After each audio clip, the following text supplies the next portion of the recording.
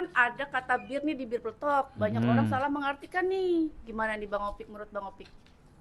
Ah, bener banget tuh, Po. Jadi emang kenapa orang salah arti karena memang penulisannya kan emang bir Bir. ya kan gitu. Jadi sebenarnya itu 100% itu rempah-rempah. Bener. Jadi memang minuman khas Betawi gitu yang isinya di mana banyak sekali rempah.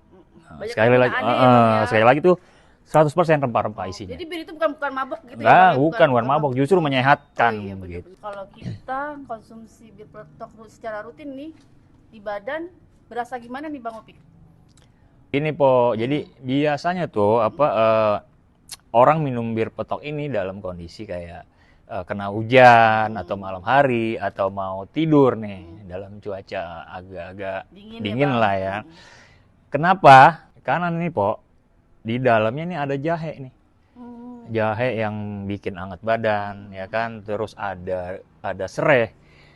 Serai ini kan wangi nih.